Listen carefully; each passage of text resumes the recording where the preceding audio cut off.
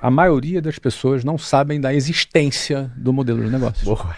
Eles não sabem que sequer existe essa história do modelo de negócio, entendeu? O cara, ele trata um negócio como se fosse algo aleatório, né? Ah, meu pai fez assim, meu avô fez assim, então eu faço assim também. É meu síndrome de Gabriela, né? Eu nasci assim, vou viver assim, vou morrer assim. Então, não é verdade, não precisa ser assim. Um modelo de negócio bom, ele faz com que pessoas medianas se tornem extraordinárias. Um modelo de negócio ruim faz com que pessoas boas tenham performances medíocres, porque o modelo é ruim. É como se o negócio fosse a semente. E você planta a semente para poder a árvore nascer e dar frutos. E você lucrar com a venda da sua colheita. Sim. Não é verdade? O modelo de negócio é o solo. Você pode ter uma semente boa, mas se você for plantar essa semente no concreto, não vai nascer. Se for plantar essa semente no asfalto, não vai nascer. Se você for plantar essa semente nesse carpete aqui, não vai nascer. Então você pode ter uma semente muito boa, o produto ser bom, a sua ideia ser boa, você ser bom. Mas se você plantar isso numa terra que não é fértil, não vai adiantar. O modelo de negócio determina se a terra é fértil ou não é.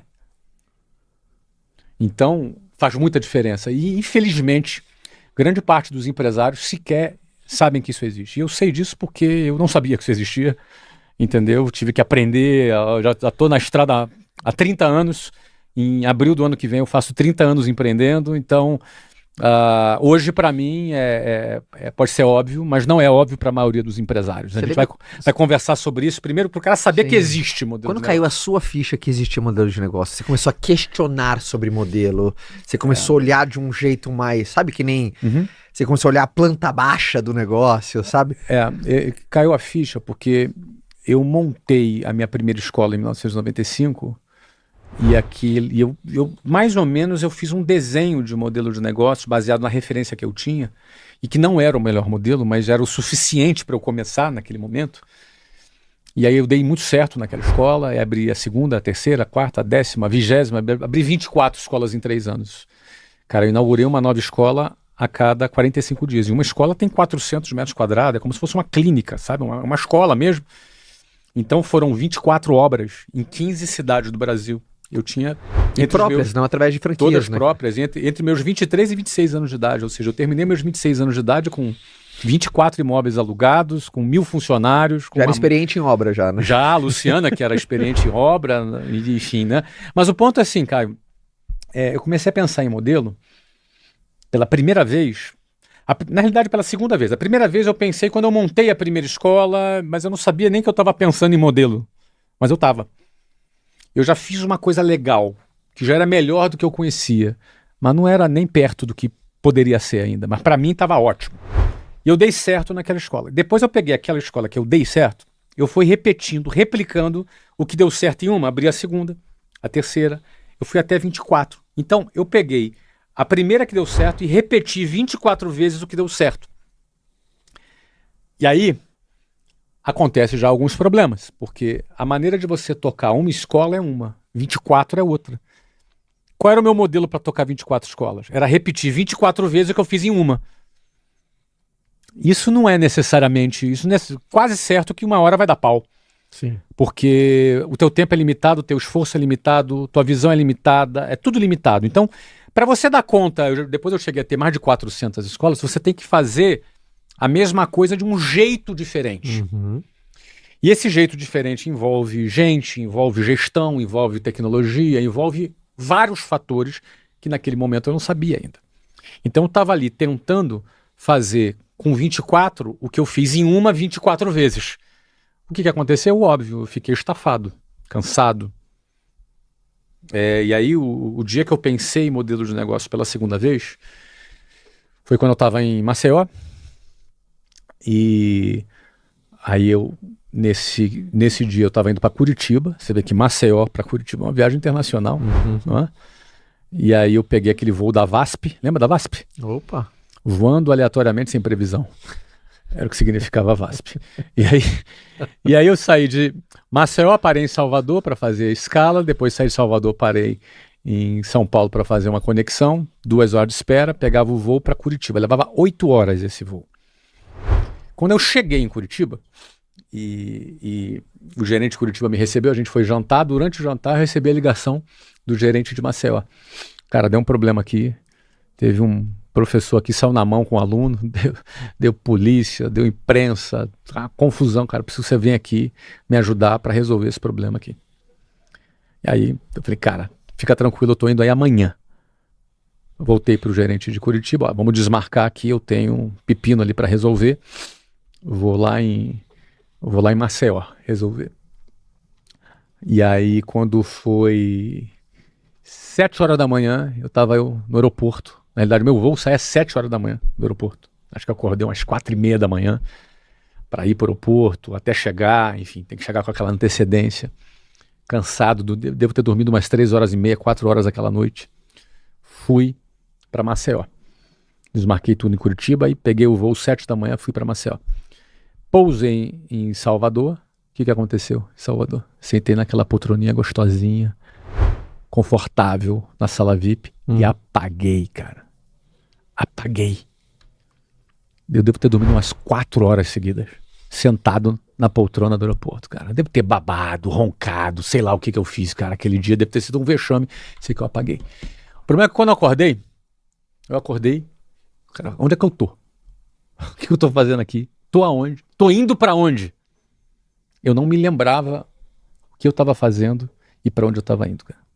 Eu levei um tempo pra entender. Depois eu peguei no meu bolso o ticket, olhei.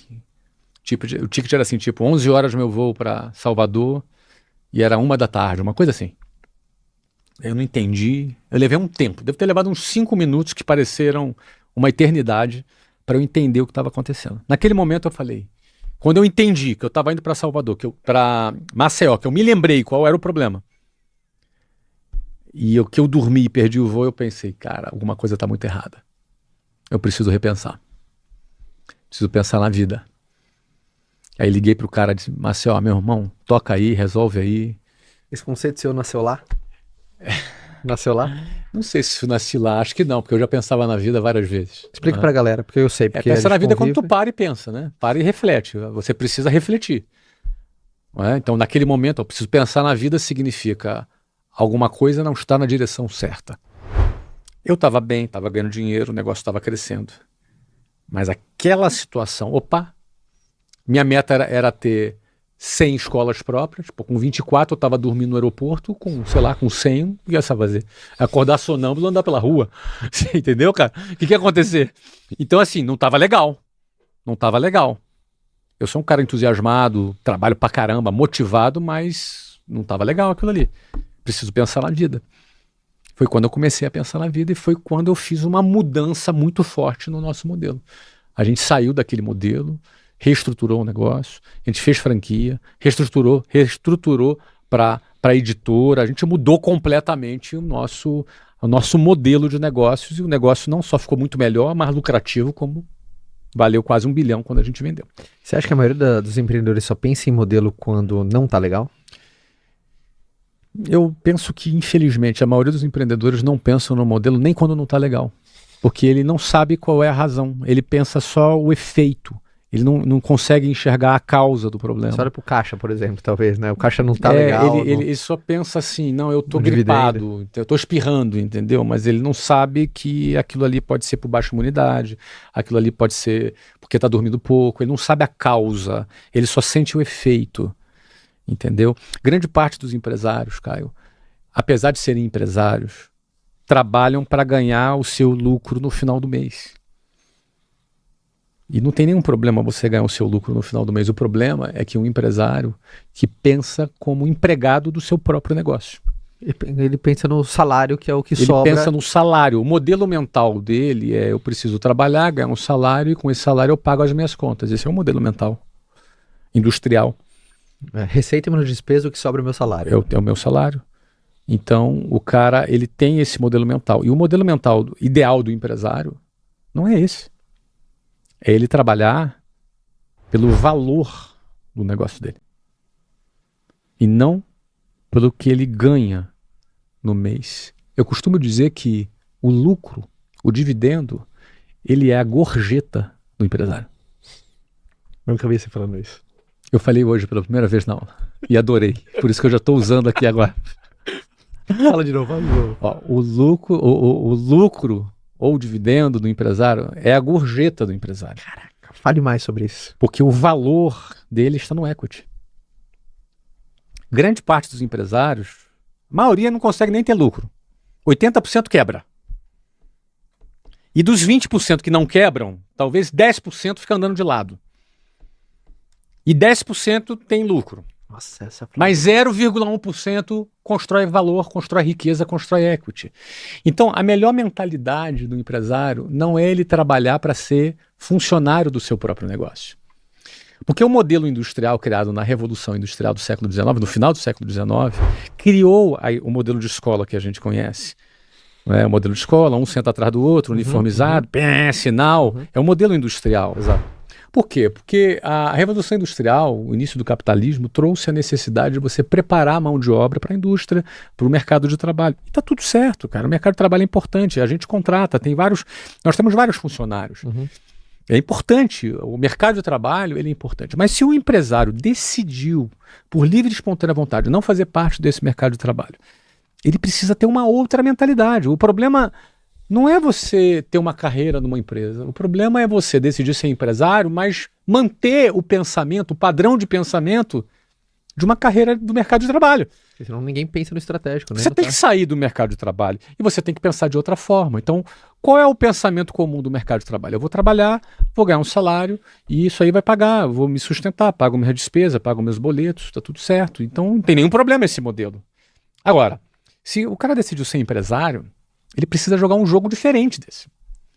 Porque se é para ser empregado do seu próprio negócio, eu dou um conselho para a pessoa, seja empregado de alguém, é melhor. Porque você vai trabalhar numa outra empresa. Você vai ter o salário, não vai ter o risco. Você vai ter o salário, você não vai ter risco, você vai ter 13º, você vai ter fundo de garantia, você não vai ter o risco. Agora, o cara resolver ser empregado dele próprio, você entendeu? Então ele não vai ter 13º, não tem hora extra, ele não tem fundo de garantia, ele não tem nada e ainda tem um risco. É melhor trabalhar para outra pessoa. Então se o indivíduo decidiu ser empresário, então é melhor que ele faça o quê? Tenha um padrão mental diferente. Ah, mas Flávio, mas isso só funciona para quem já é grande. Não, você tem que ser desde o início. Ainda que você ainda esteja vendendo o almoço para comprar a janta, numa fase da sua vida, e todo empresário tem essa fase, é preciso entender que eu estou construindo riqueza e não lucro. Vou explicar um pouquinho mais. Vamos imaginar aqui que esse meu celular fosse uma impressora. Tá. E essa impressora imprime 1 milhão por ano. E é uma impressora, só uma suposição. Tá bom. Nós estamos aqui eu falando... sou ótimo de imaginação. Estamos aqui publicamente falando, não é? Ao vivo ainda. Ao vivo ainda. Imagine que o Banco Central criou um produto que seja uma impressora para imprimir dinheiro. Tá. E é legal. Só é um faz de conta, tá, gente? É um faz de conta, é só uma imaginação, um exercício de imaginação. E essa impressora é capaz de imprimir R$1 milhão por ano. Ok? Por quanto o Banco Central poderia vender essa impressora? Quanto você pagaria numa impressora que imprime R$1 milhão por ano? Quanto que eu pagaria? É. Muito mais de 1 milhão. Mais de 1 milhão. Muito Quanto? mais. Vamos imaginar aqui, Caio. Você pagaria quanto? 1 milhão por ano. Você pode comprar umas 10, se você quiser. O que eu pagaria? Quanto você pagaria nessa impressora que imprime R$1 milhão por ano? Eu olhar o histórico para trás dela, se ela está imprimindo já há um bom tempo. Está imprimindo R$1 milhão por ano. Há vários anos. Há vários anos. E ela tem uma previsão de não deteriorar pelos próximos 50 anos. Então, no mínimo 5, 6 milhões você vai disposto a pagar. Você estaria disposto a pagar 5, 6 anos? Sim. 5, 6 anos. 5, 6 vezes. Sim. Mas, no mínimo. Mas o Banco Central poderia, não. Posso vender por 10 milhões, 10 vezes. Pagaria Ele poderia também. negociar. Talvez pagasse também. Pagaria também. E aí talvez você pagasse, talvez tentasse criar uma forma dela imprimir 1.200 de repente. Melhorando o formato. Ou quem sabe você botaria painel solar para não consumir energia. De repente você tentar criar alguma coisa dela de ser mais eficiente. Sim. e você melhorar o teu ROI. Exato. Então, o que eu quero dizer aqui é o seguinte. Uma empresa que gera lucro é como uma impressora que imprime dinheiro. A maior riqueza não está no lucro, a maior riqueza está no valor da impressora.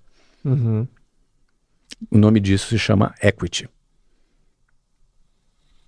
Tem várias formas técnicas de você calcular o valor de um negócio. Já a mais conhecida se chama Discounted Cash Flow, DCF, fluxo de caixa descontado, que você projeta para frente e traz para valor presente descontado, com taxa de risco, taxa de juros, custo de capital, etc. e tal.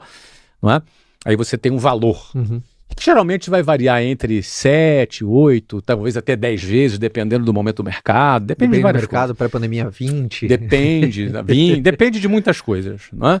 Mas o ponto é o seguinte: a maior riqueza está na construção do valor da sua impressora.